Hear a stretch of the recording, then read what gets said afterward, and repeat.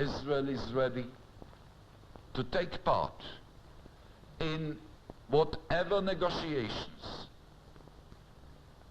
everywhere, in whatever method, in which an overall peace can be achieved. But as long as an overall peace cannot be achieved, I think Israel has to take risks and to try to move through interim agreements, especially an interim agreement between Egypt and Israel, if it will be possible. Israel's Prime Minister, Yasser Arafat, speaking just 6 weeks ago about the next stage of Israel's withdrawal from Arab territory.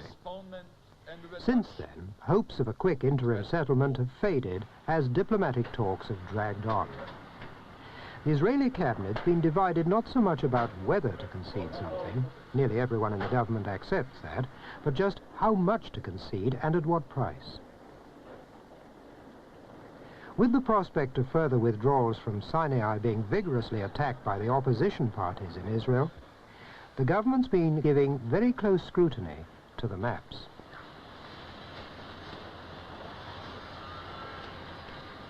This is what they've been looking at.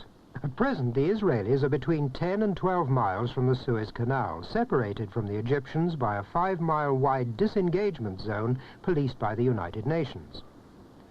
They hold both the Mitla and Gidi passes through the Sinai Hills, as well as the oil fields at Abu Rudeis and an important air base at Bir Gifgafa.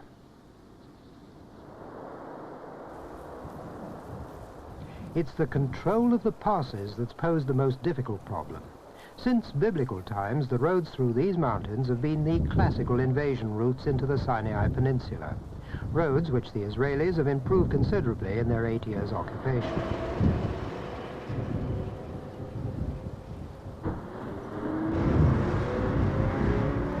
Whoever holds these passes holds the key to Sinai. Between them and Israel proper, there's no other line that can be so easily defended, so Israel's naturally reluctant to give up entirely such a commanding military advantage. For the United Nations troops, 4,000 of them in the disengagement zone, life's been fairly tranquil since the first Israeli pullback last year. But even they became pawns for a brief time in the game between Jerusalem and Cairo. The continued presence of the United Nations force depends on its mandate being renewed by both sides every 3 months. But Egypt's President Anwar Sadat surprised everyone this time by threatening not to renew the mandate if Israel continued to drag its feet over a new Sinai settlement.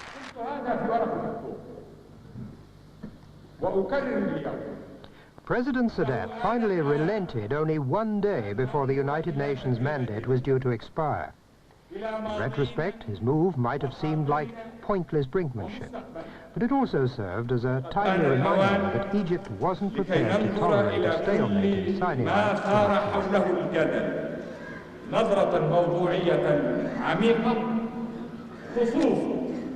The move may also have been meant to increase pressure on the Americans to coax further concessions out of Israel. Ever since Dr. Kissinger's shuttle diplomacy failed to produce an agreement 5 months ago, there's been intensive behind-the-scenes activity, with the American Secretary of State patiently trying to narrow the differences between the two sides.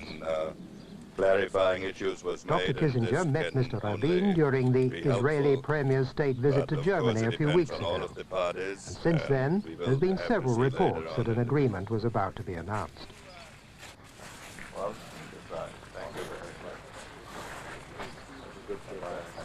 From all the evidence, it seems the new map of Sinai could look something like this. Israel would withdraw to the eastern entrance of the passes, retain Bir Gifgafa, but hand back Abu Rudeis and a coastal strip further south. 2 radar stations, possibly manned by American technicians, would be set up near the passes to monitor troop movements by both sides, and the passes themselves would fall within the new UN zone. It's an arrangement many Israelis feel uneasy about, but Mr. Rabin's been trying to prepare the ground for its acceptance. Whatever is required from Israel nowadays involves risks and great risks. It's very easy to come to you and to put forward all the difficulties that our neighbors present to us. But I believe that in the search for peace and security, reluctance on the part of Israel to take risks for the sake of peace are unjustified. Because by doing nothing, we might take even greater risks.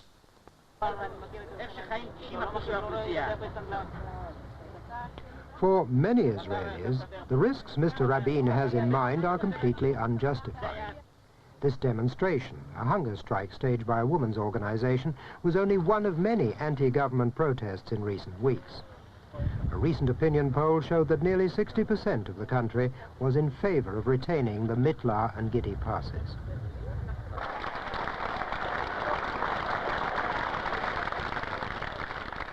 But if Mr. Rabin has his dissenters, so too does President Sadat, in the shape of Yasser Arafat, leader of the Palestinian Liberation Organization, or PLO, the umbrella movement for many guerrilla groups.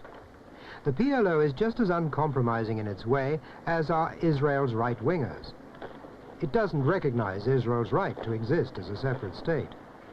The Israelis, it maintains, have simply driven the Palestinians out of their rightful homeland, and so peace cannot be achieved until Palestinian rights are restored on the territory now occupied by the State of Israel.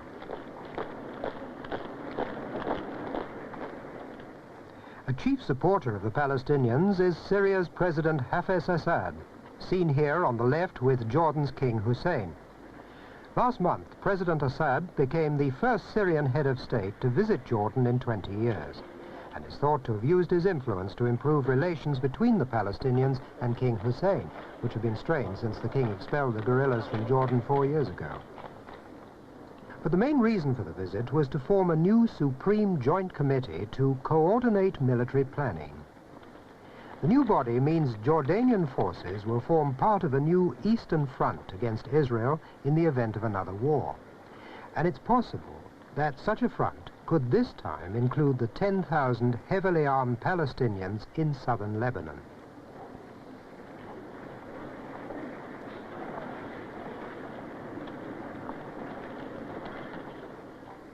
Meanwhile, some of those 10,000 Palestinians continue to carry on their own war against Israel in a series of guerrilla attacks on Israeli settlements. This was the scene in the Israeli hamlet of Yuval on the Lebanon border last month after guerrillas exploded several bombs. 2 Israelis were killed and 6 wounded before Israeli troops shot the raiders. Whoa.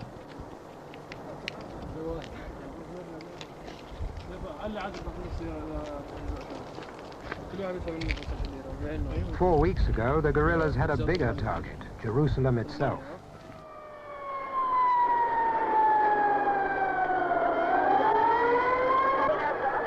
A bomb hidden in an old refrigerator exploded in the city's central square. 14 people died and 75 were injured. It was the worst single guerrilla attack the city had experienced since Israel was founded 27 years ago. The Palestine Liberation Organization claimed responsibility.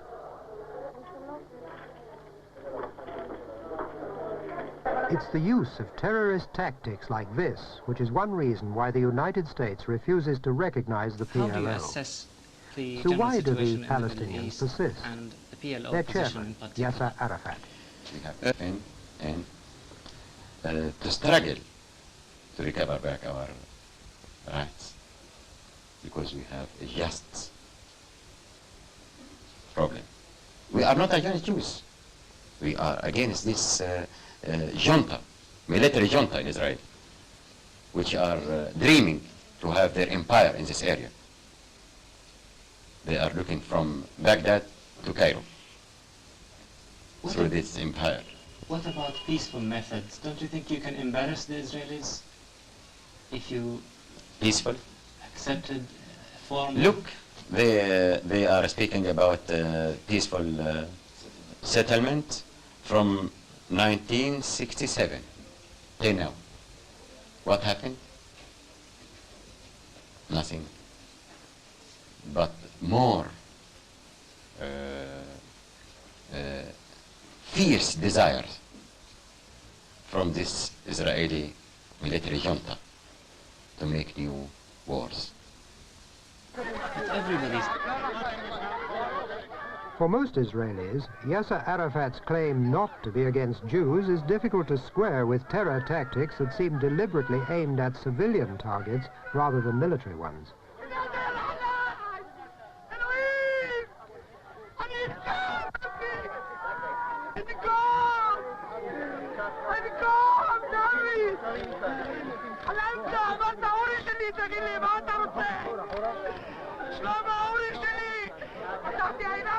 This kind of emotional response to the Palestinian attacks is felt to a certain extent by all Jews, irrespective of whether they're Israelis or not. And inside Israel, it strengthens the government's resolve to deal out revenge in like manner. 11 people died when Israeli forces attacked Palestinian camps in southern Lebanon a week after the Jerusalem bomb outside. Reprisal was publicly believe that the only language the guerrillas understand is the language of the sword.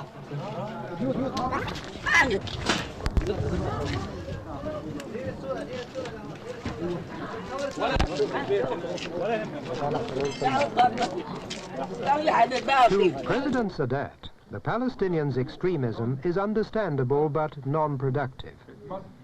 Tactically, it's quite opposed to his own policy of moderation, for which he can claim considerable success. Some Palestinians suspect that President Sadat is essentially concerned with winning back Egyptian territory from Israel, and that once that's achieved, he'll be reluctant to go to war for the Palestinians' cause. So as Israel and Egypt laboriously argue their way towards another agreement, what choices are left in the Middle East?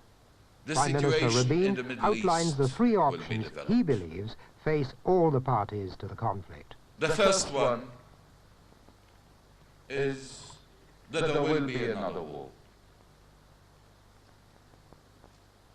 Israel has to be prepared, ready, militarily, psychologically, any day, to fight a war that will be enforced on it.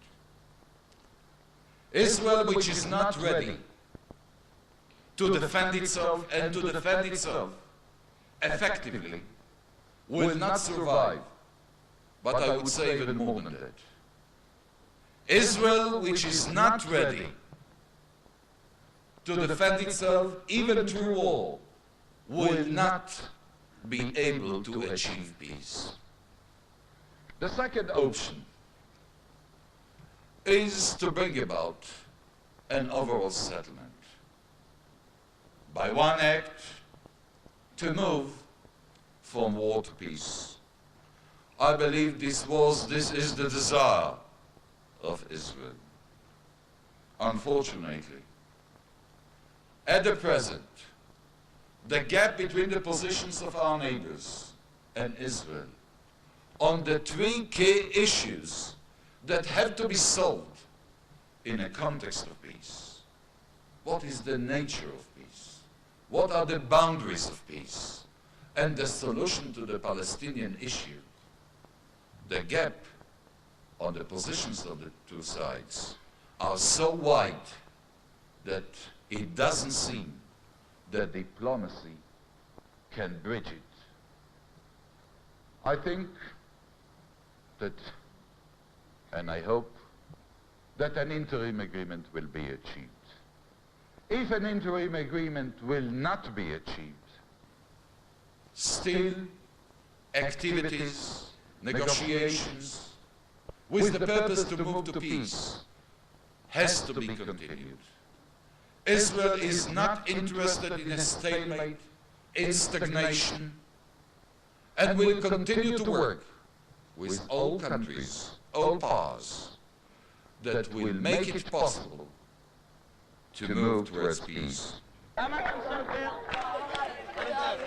Earlier this month, 20,000 people attended a right-wing rally in Tel Aviv to protest against American pressure on Israel to make concessions. They heard Likud party leader Menahem Begin call on the government to stand firm. But behind all the rhetoric was the hard reality of what King Hussein said several years ago.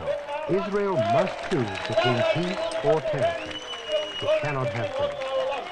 The problem is that even if Israel withdrew to our 1967 borders, that still wouldn't satisfy the Palestinians. And we are insisting to escalate more and more, because we have our homes, our rights, and we are insisting to recover back our rights. We haven't any choice. It is our home. We are not willing to stay as refugees and stateless and homeless. At least, if not for us, for our children.